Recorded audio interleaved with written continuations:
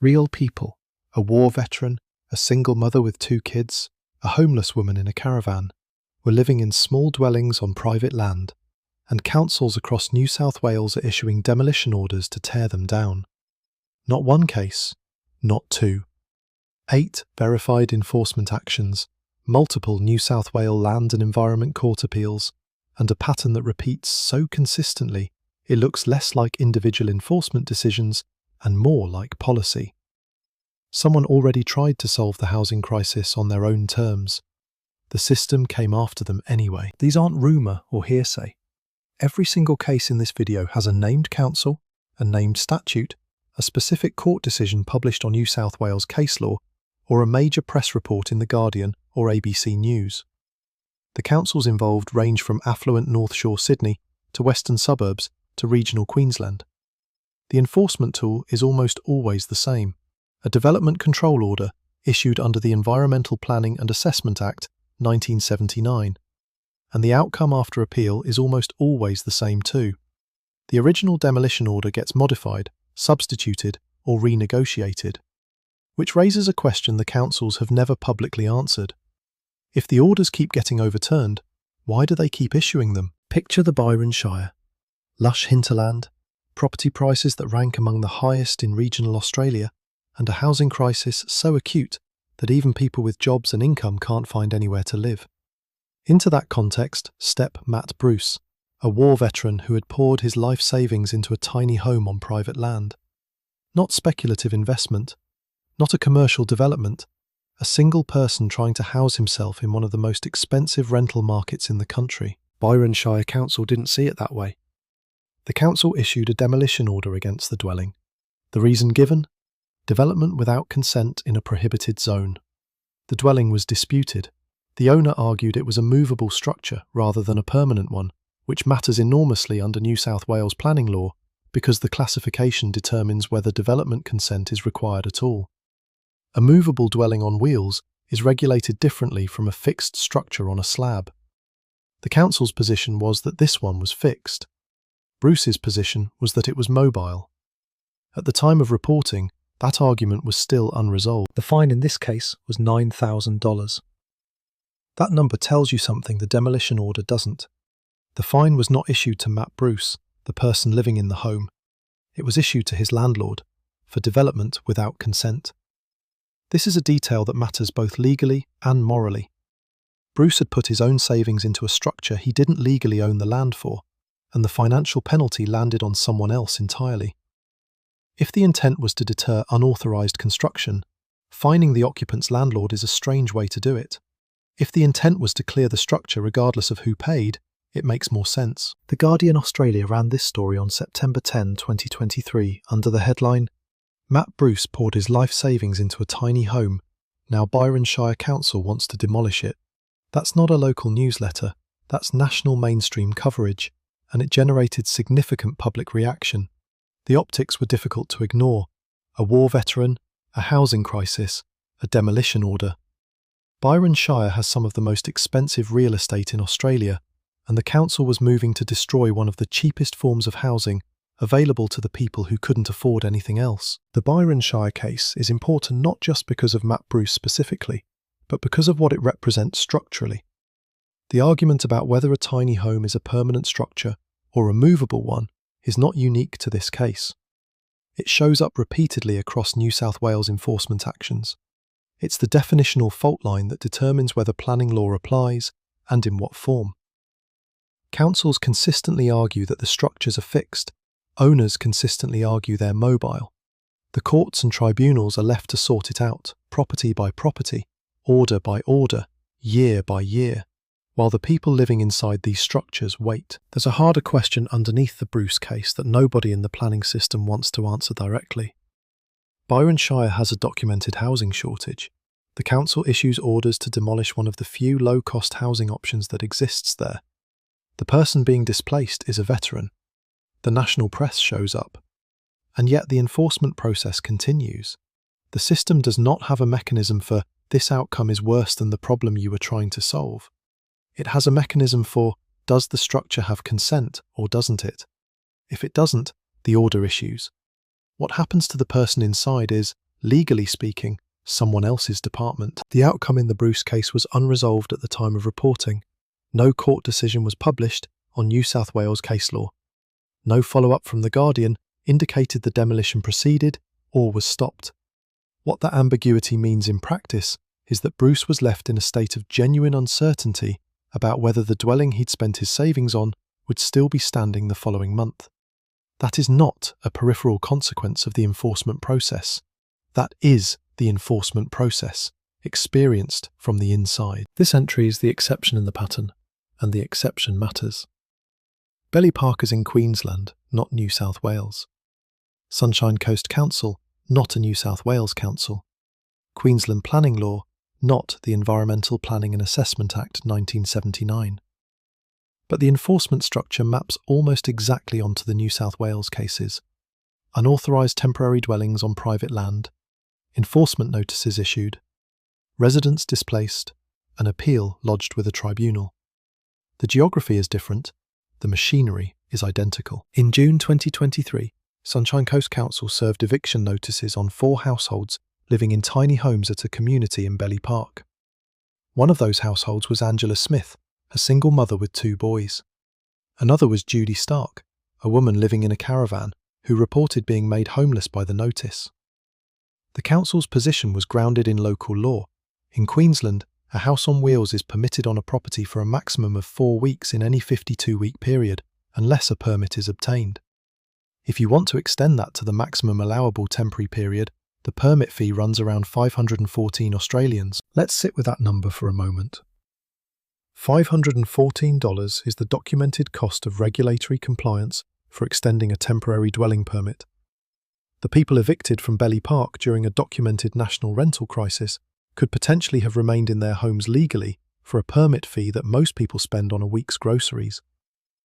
Whether the council offered that pathway before issuing eviction notices is a question the ABC News report, published June 12, 2023, raises without fully resolving. The ABC News headline was direct.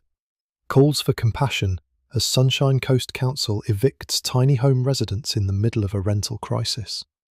The timing, mid-2023, peak coverage of Australia's rental affordability emergency, made the optics brutal. 4 families, a rental crisis with no available alternatives, eviction notices. The council's legal position was technically defensible. The humanitarian optics were not. The story didn't end with the 2023 evictions. By October 2024, Sunshine Coast News reported that the owner of the property was appealing a new enforcement notice to the Queensland Development Tribunal, this one ordering the decommissioning of 2 remaining temporary dwellings. The case had moved from evictions of residents to a formal tribunal dispute between the property owner and the council.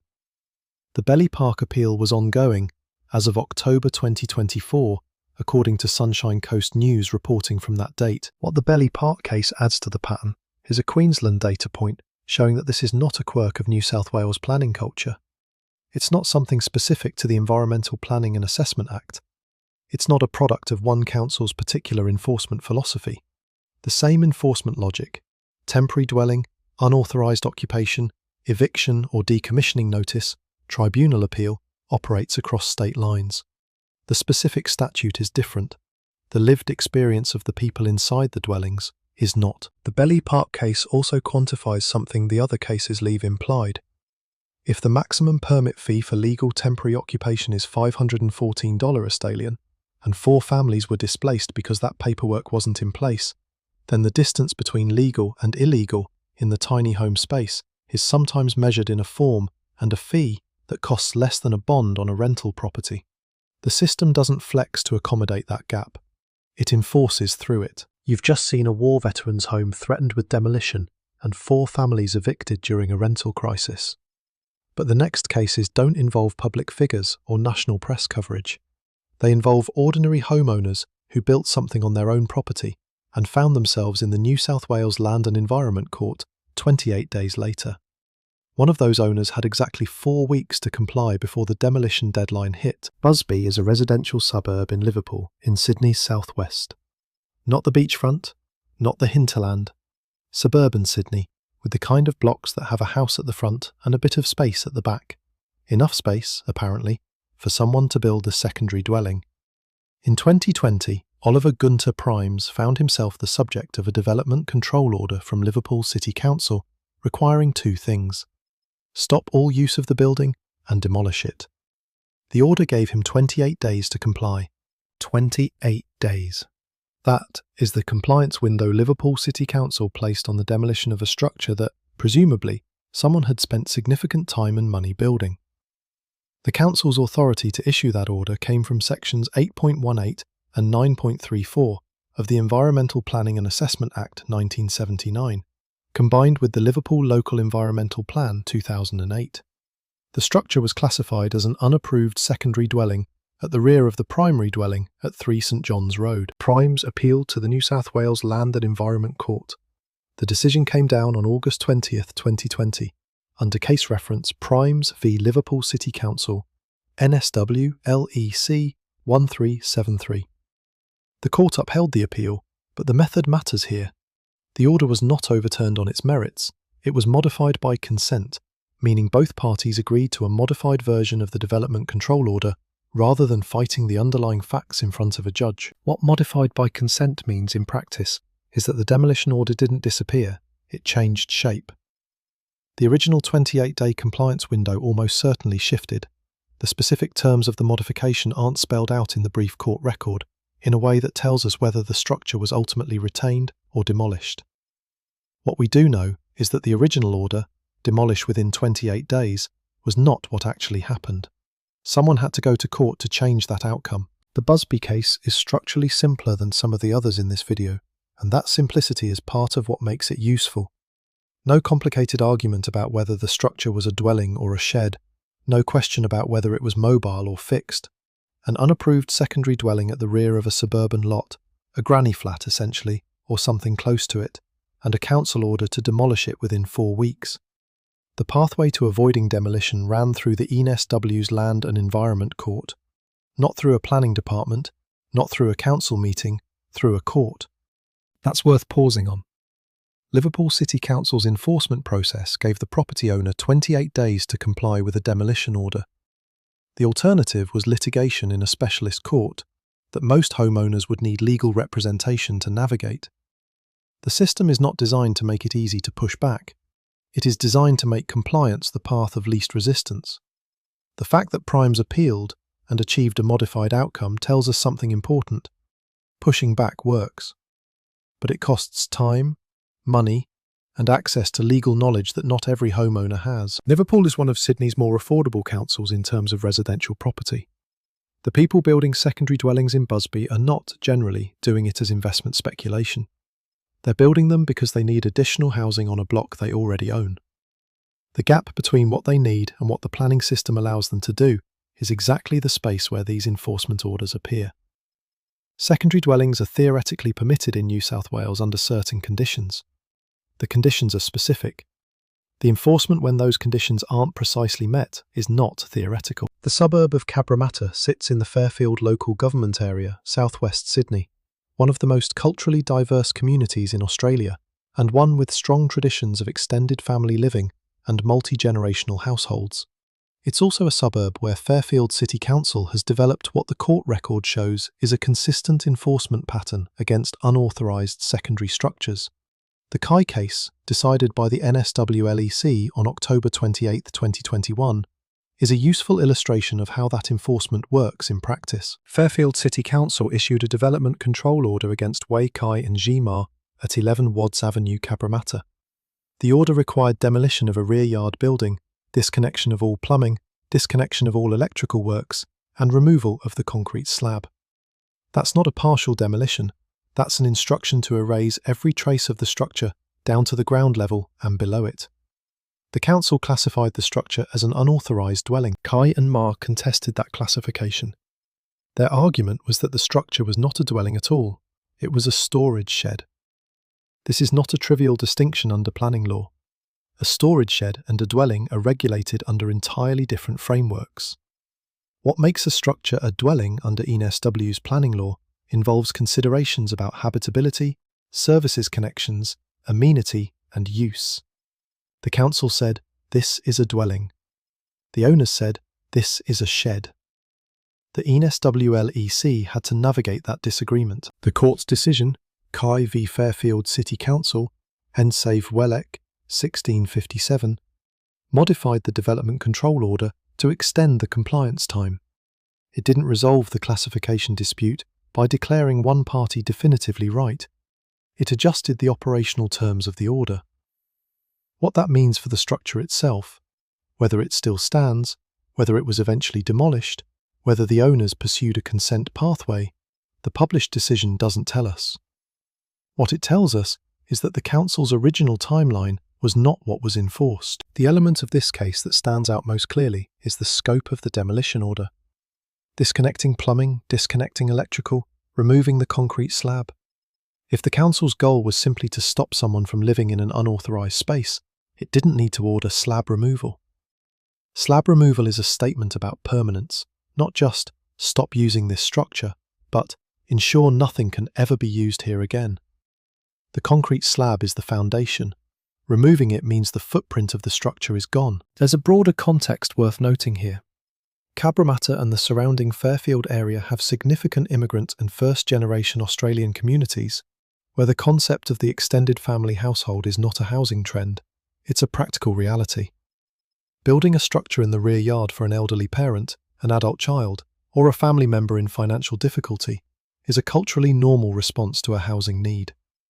New South Wales planning law has a framework for secondary dwellings that allows this, but the conditions are specific, and building outside those conditions triggers exactly the kind of enforcement action that landed Kai and Ma in court. The Kai case also previews something that becomes more explicit later in this video, the Fairfield City Council enforcement pattern. This is the first of 3 verified Fairfield cases in the NSW record. Same council, same enforcement template. Different streets, different owners, different years, but the same structure of order. That's not random. That suggests an internal enforcement policy. A council that has decided unauthorised secondary dwellings in its LGA will be pursued through development control orders, consistently and repeatedly. 3 New South Wales cases now, same enforcement tool, same appeal pathway. But the next property in Fairfield didn't receive 1 development control order. It received 2.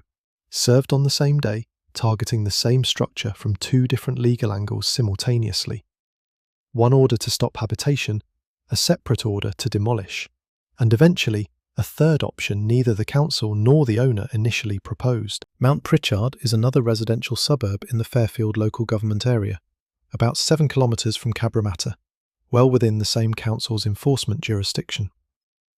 On May 18, 2021, Robert and Zana Paczeskowski received 2 development control orders from Fairfield City Council on the same day, directed at the same property at 11 Hemphill Avenue. Not 1 order, 2 orders simultaneously, covering 2 different aspects of the same situation. The first order was a stop-use order, prohibiting habitation of the structure as a separate dwelling house. The second was a demolition and removal order, requiring the outbuilding in the rear yard to be physically removed. Issuing both on the same day is a legal strategy, not an administrative coincidence. A stop-use order and a demolition order are different instruments under the Environmental Planning and Assessment Act 1979. Together, they foreclose 2 different options the owner might otherwise have used to buy time. You can't claim the structure isn't being used as a dwelling once a stop-use order is in place. And you can't argue the council's only concern is occupation once a demolition order is already served. The Paczeskowskis appealed. The decision, Paczeskowski v Fairfield City Council, NSW 1008, came down on January 13, 2022. The NSW made orders modifying both development control orders, but the modification process in this case opened a door the original orders didn't include: a Building Information Certificate pathway. Under New South Wales planning law, a Building Information Certificate is a mechanism by which an existing structure can be assessed and, potentially, regularised, given a kind of retrospective legal standing. It doesn't make the unauthorised construction approved after the fact, but it can, under certain conditions, limit the council's ability to subsequently order its demolition. The existence of that pathway in the modified order is significant. It means the Newswelek, in working through this appeal, identified an alternative to demolition that neither party's original position included. The council's original position was stop use and demolish. The Patsaskowski's position was presumably leave it alone.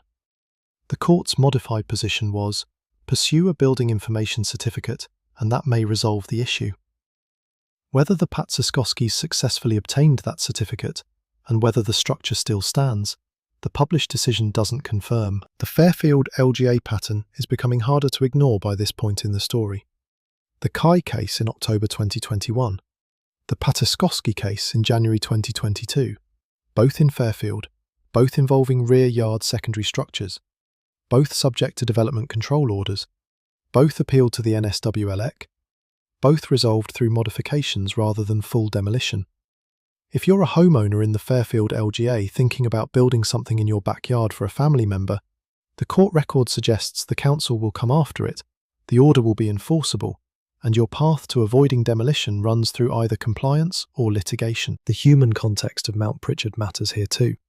This is not a suburb of speculative developers or property investors building unauthorised structures for rental income. Mount Pritchard is a working-class suburb with strong community ties and a high proportion of families with extended household needs. The Patsaskowski case doesn't tell us why the secondary dwelling was built.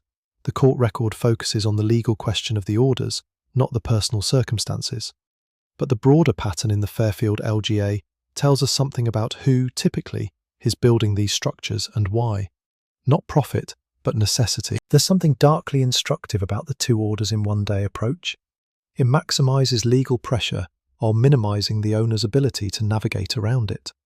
If only a stop-use order is served, the owner might argue they've complied by vacating the structure. If only a demolition order is served, the owner might argue the structure isn't being used as a dwelling. Serving both simultaneously eliminates those arguments before they can be made. It's legally efficient. It is also, for the owners on the receiving end, a signal that the council is not looking for a negotiated solution. Yonora sits inside the Fairfield local government area, close enough to Cabramatta that the same enforcement pattern plays out with near-identical choreography. On May 20th, 2024, Fairfield City Council issued Development Control Order No. 3 against Saulat Raza at 18 Lara Street, Yonora. The order required demolition of what the council classified as an unauthorised second dwelling, plus related orders targeting additions and a rumpus or studio structure on the same property. The council's allegation: a garage had been converted into a secondary dwelling. Garage conversions are the most common informal housing creation method in suburban Sydney. Anyone who has driven through the western suburbs has seen it. The original garage door replaced with a wall and a window, the roller door gone, the concrete floor covered.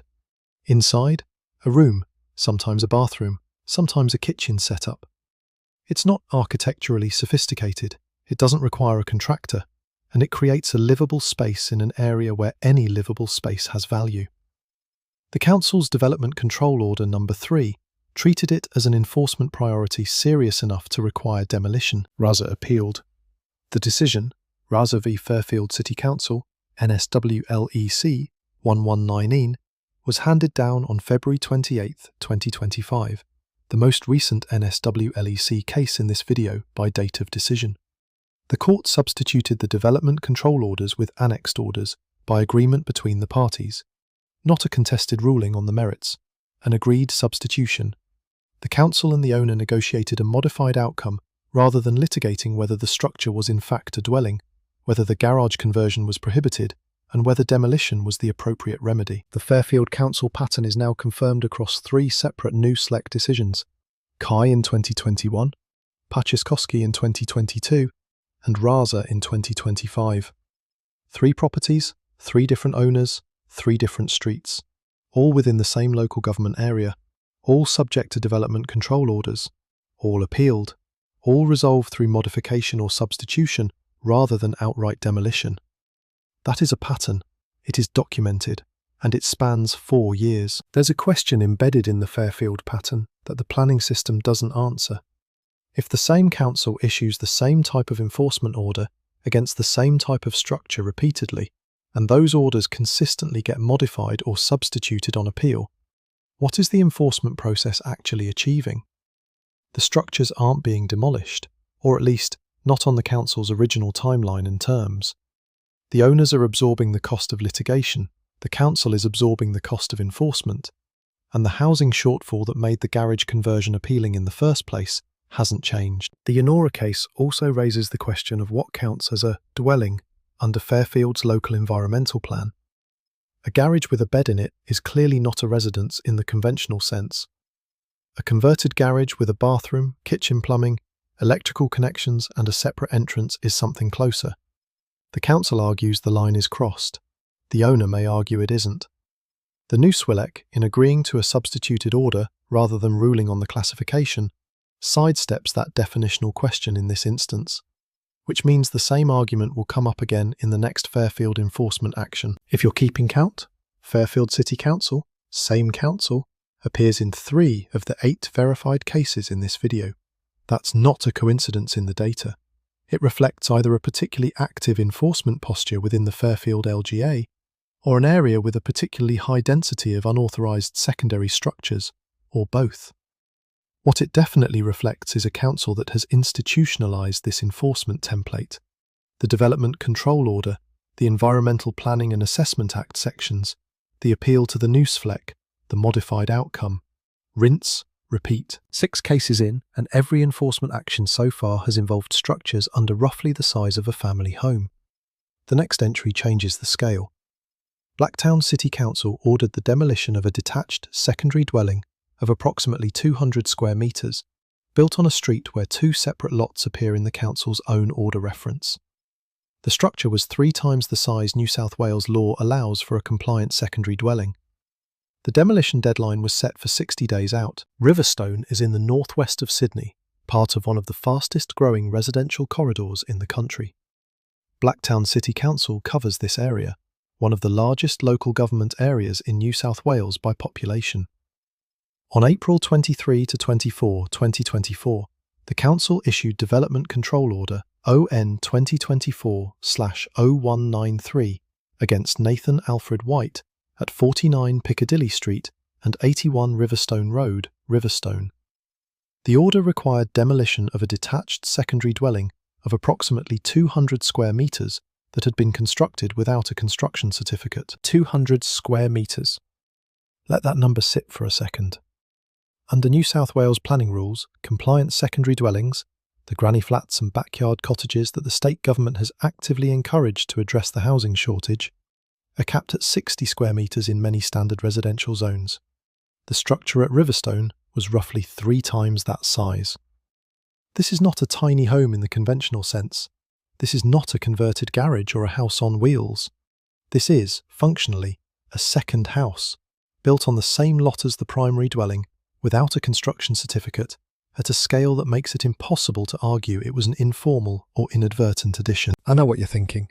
If it's 200 square metres and built without any approval at all, that's obviously a problem. You're right.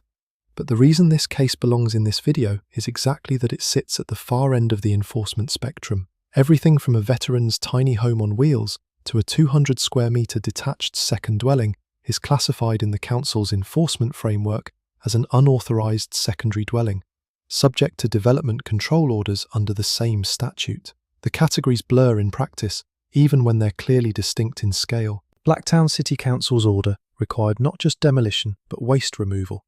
All construction waste to be taken to a lawful facility within 60 days. The original demolition deadline was June 23, 2024, exactly 60 days after the order was issued. That's the same compressed timeline structure we saw in the Busby case.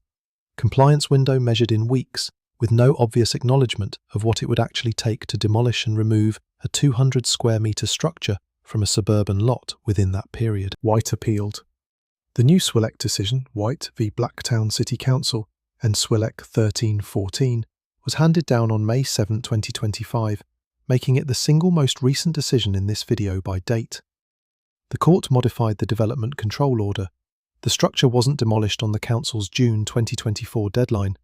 The appeal process ran for nearly a year before a modified outcome was reached.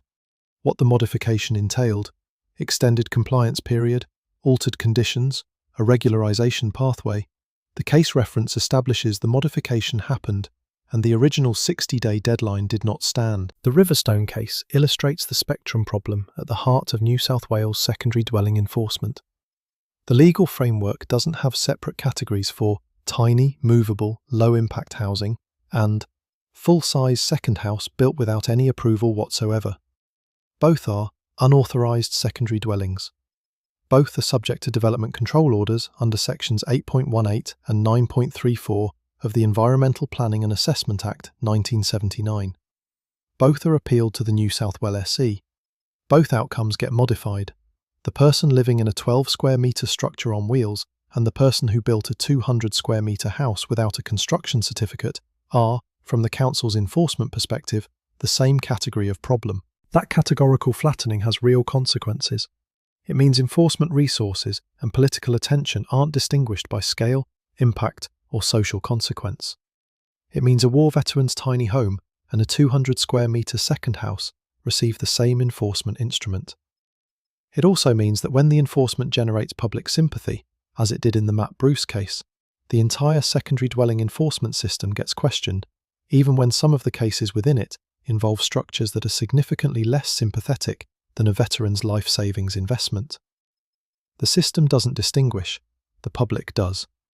That gap between legal category and public perception is where most of the political tension in this issue lives. Riverstone is growing at a pace that puts constant pressure on infrastructure, services and housing stock. The Northwest Growth Corridor is one of the areas where unauthorised construction is most likely to occur, not because residents there are particularly cavalier about planning law, but because demand for additional dwellings on existing lots is intense, the cost of formal approval is substantial, and the timeline for legitimate consent can be long. The Council's enforcement response is legally defensible.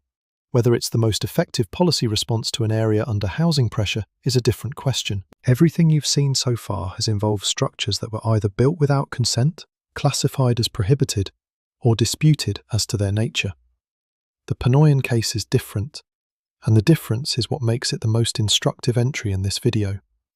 Roseville Chase is on Sydney's affluent North Shore, in the Ku-ring-gai local government area. The suburb is leafy, established, and expensive in ways that make it feel like a world away from the outer western suburbs, where most of the earlier cases occurred. It is not a place you associate with informal housing or regulatory avoidance. On October 16, 2023, Ku-ring-gai Council issued Development Control Order number EPA 0130/23 against Antronic and Ann Pinoyan at 12 Barana Parade, Roseville Chase. The order required demolition of a building that had been approved as a secondary dwelling. Read that again. The structure had been approved. It had a development consent. It had a construction certificate. Ku-ring-gai Council was not pursuing the Pinoyans because they built without permission. It was pursuing them because what they built was substantially not in accordance with what the permission actually authorised. This distinction collapses a common assumption about secondary dwelling enforcement. The assumption is, if you get council approval and build to the approved plans, you're safe. The Pinoyan case shows that the demolition order can follow you even after approval if the construction deviates significantly enough from what the consent and construction certificate specified. The council's authority here came from sections 8.18 and 9.34 of the Environmental Planning and Assessment Act 1979 and the Ku-ring-gai Local Environmental Plan 2015. Approved consent does not immunise the structure from enforcement if the build doesn't match the approved drawings. The implications of that are worth sitting with for a moment. Getting council approval for a secondary dwelling in New South Wales is an expensive, time-consuming process. You need a development application. You need architectural drawings. You need a construction certificate. You need an occupation certificate. The process can easily cost tens of thousands of dollars in fees, reports, and professional fees before a single brick is laid. The Pinoyan case tells you that completing that entire process is not, by itself, a guarantee that the council won't subsequently issue a demolition order if the finished structure diverges from what was approved. The appeal, Pinoyan v Ku-ring-gai Council, NSW LEC 1093, was decided on February 20, 2025. The NSW LEC substituted the Development Control Order with an annexed order after agreement between the parties. Same resolution structure as the Raza case in Yonora, agreed substitution, modified terms, no contested ruling on whether demolition was the appropriate response. The council and the Panoyans negotiated a modified outcome. Whether the structure was ultimately retained, modified to bring it into compliance, or demolished on adjusted terms, the case record establishes that the original demolition order was not what was enforced. Roseville Chase being on the North Shore matters for the broader pattern in this video. Western suburbs, working-class demographics, informal garage conversions and rear yard structures, those are the cases in Cabramatta, Yennora, Mount Pritchard and Busby. But Ku-ring-gai is one of Sydney's most affluent councils. The properties in Roseville Chase are not cheap. The owners in these circumstances are, by Sydney standards, relatively well-resourced. And yet the same enforcement instrument, the Development Control Order under the Environmental Planning and Assessment Act, appeared on their doorstep. The enforcement pattern is not class-specific. It follows the unauthorised structure wherever it appears. That ambiguity is one of the core structural problems in New South Wales secondary dwelling enforcement. The rules are clear in principle. Build to the approved plans or you risk enforcement. The application of those rules is not clear in practice. How far is too far? The answer is, ask the council. And if you disagree with the council's answer, appeal to the New South Wales Land and Environment Court. That is the system. It places the cost of resolving ambiguity on the individual property owner, not on the planning authority that created the ambiguity in the first place. The Roseville Chase case is also the most recent resolved New South Wales case in this video by the date of the original order, and among the most recent by date of NSW decision. Ku-ring-gai Council issued the order in October 2023. The NSW substituted it in February 2025. That's 16 months between enforcement action and court resolution for a structure that had originally been approved. The Panoyans spent 16 months navigating enforcement proceedings against a dwelling they had received permission to build in the first place. That is the enforcement system operating as designed. It is also, from a housing policy perspective, a significant deterrent against anyone in New South Wales who might be thinking about adding a secondary dwelling to their property through the proper approval channels. Zoom out from these 8 cases and the pattern is clear, consistent and documented across multiple councils, multiple suburbs, multiple planning instruments and multiple years of NSW decisions. Byron Shire, Liverpool, Fairfield, 3 times. Blacktown, Ku-ring-gai and Queensland's Sunshine Coast. From war veterans to garage converters to property owners who had approved consent, the enforcement reach is wide. The appeal outcomes, modified, substituted, renegotiated, are consistent. The councils keep issuing orders, the court keeps modifying them, the people in the middle wait. One legal instrument. A Development Control Order under Sections 8.18 and 9.34 of the Environmental Planning and Assessment Act. 8 different structures. 8 different human situations. Same enforcement template applied to all of them, regardless of whether the dwelling housed a veteran or constituted an unauthorised second house at 3 times the legal cap. The question this pattern raises isn't whether councils have the legal authority to issue these orders. They do. The question is whether systematically issuing orders that consistently get modified on appeal is actually solving a housing problem, or just making it more expensive to survive one. Which of these 8 cases hits you hardest?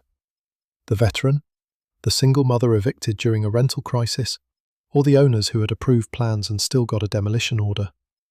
Drop it in the comments. The specifics matter. And if you want to keep watching cases like this, subscribe. There are more planning battles playing out in Australian courts right now that nobody is covering.